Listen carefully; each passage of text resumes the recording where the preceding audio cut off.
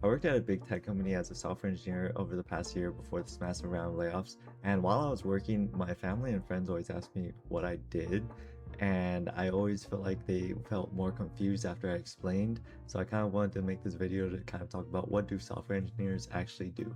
So there are tons of different jobs in software engineering, but just to keep it broad, let's narrow it down to two, which are front end and back end. Front end engineers work on everything that you see on a website or app. They also work on a lot of the logic behind the user experience. So when you click on buttons or order something in checkout, things like that, that's what they work on. Front-end engineers have to be creative because they make everything look good and they have to think about what a user would want to see. Back-end engineers work on everything that you don't see on a website or app. Like when you make an account on a website, back-end engineers write all the logic for how your information is stored and used. So every time you log back into the website, your email is still stored, it saves your password, everything like that. They also deal with a lot of things like security, the cloud, and a lot more tedious technical things that support a website and app.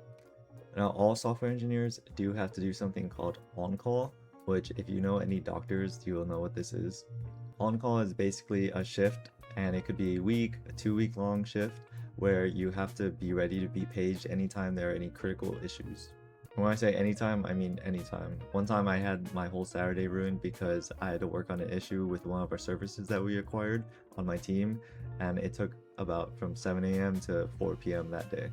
Now you always need one person on this shift just so that if there are any customer facing issues, like sometime on the weekend or any day during the week, overnight, something like that, then someone is there to fix those issues so that as little customers are affected as possible.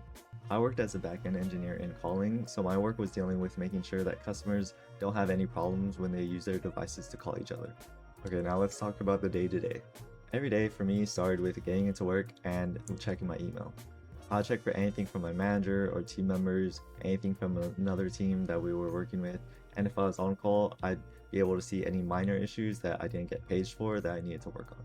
We also use Slack, so I would check my messages there too. I'd also check what meetings I had for today and prepare for those. Now the next thing I would do is start planning my day. I'd look at what tasks I had to tackle based on how important they were, and I'd look at any code reviews that my teammates published so I could review them, maybe put some comments on them, or maybe approve them. Next, me and my team would jump into our daily stand-up meeting. A stand-up meeting is where everyone takes a turn to talk about what we worked on the day before, what we're going to work on today, and if anybody has any questions about our work. At the end of the meeting is where our manager would give any announcements, and everyone on the team would have a chance to bring up anything that they need to discuss with the team. After this is when I would dive into my tasks, so I do a lot of things before I start writing any lines of code. The process for completing tasks may be a little different than you might think. I would read my task, and if I had any clarifying questions, I would go to whoever on my team had knowledge of it, or someone from another team, so that I was clear about what needs to be done. Depending on how complex the task is, I would spend time reading our service's code base to make sure I had a big picture idea of what every part does so that I don't break anything. If there are any documents I could find that somebody wrote that kind of gave me more knowledge on what I was working with, I would go and read those. And once I had a good idea of what I need to do and what I'm dealing with, that's when I start planning how I want to implement. If it's a big implementation, I'd have to prepare a document and present to my team multiple solutions I found so that we could review and pick a solution together. And this can turn into multiple rounds of presentations and review.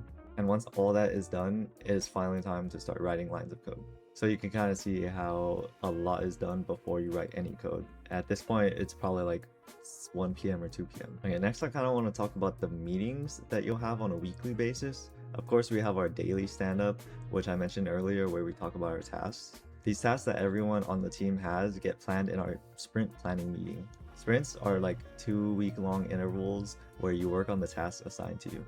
In sprint planning, tasks get assigned a number for how much effort that they take.